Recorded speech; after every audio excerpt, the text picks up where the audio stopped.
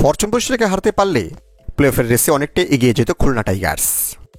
তবে শেষ পর্যন্ত সেটা আর হলো না খুলনার, যদিও এখনও সুযোগ রয়েছে খুলনার সামনে প্লে অফে যাওয়ার।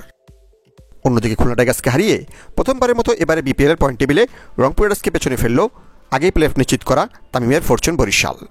তো চলুন আর কথা না বাড়িয়ে দেখি নেই ফরচুন বরিশাল বনাম খুলনার মধ্যকার বিপিএলের 35 ম্যাচ শেষে পয়েন্ট টেবিলে কোন দল কোথায় অবস্থান করছে। বিপিএলের পয়েন্ট টেবিলে একেবারে তলানিতে রয়েছে চায়ের নগরী সিলেট স্ট্রাইকার্স। এখন পর্যন্ত 10 ম্যাচ খেলে তারা জয় পেয়েছে মাত্র 2 ম্যাচে, তাদের হার 8 ম্যাচে, তাদের পয়েন্ট এখন 4 এবং তাদের নেট রান রেট -1.321। বিপিএলের পয়েন্ট টেবিলে এখন পর্যন্ত 6 নম্বরে রয়ে গেছে ঢাকা ক্যাপিটালস। এখন পর্যন্ত 10 ম্যাচ খেলে তারা জয় পেয়েছে 3 ম্যাচে, হার তাদের 7 ম্যাচে, তাদের পয়েন্ট এখন 6 এবং তাদের নেট রান রেট -0.156।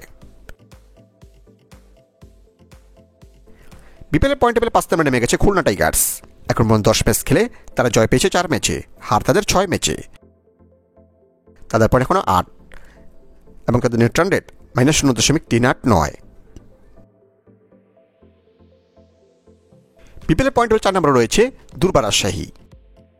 এখন পর্যন্ত 11 ম্যাচ খেলে তারা জয় পেয়েছে 5 ম্যাচে, হার তাদের 6 ম্যাচে, তাদের পয়েন্ট এখন 10 এবং তাদের নেট রান রেট -1.259।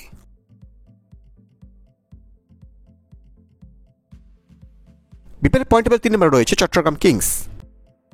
এখন পর্যন্ত 9 ম্যাচ খেলে তারা জয় পেয়েছে 5 ম্যাচে, হার তাদের 4 ম্যাচে, তাদের পয়েন্ট এখন 10 এবং তাদের নেট রান রেট +1.045।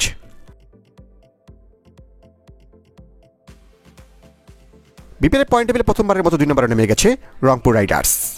এখন পর্যন্ত 10 ম্যাচ খেলে তারা জয় পেয়েছে 8 ম্যাচে, হার তাদের 2 ম্যাচে, তাদের পয়েন্ট এখন 16 এবং তাদের নেট রান রেট +1.070।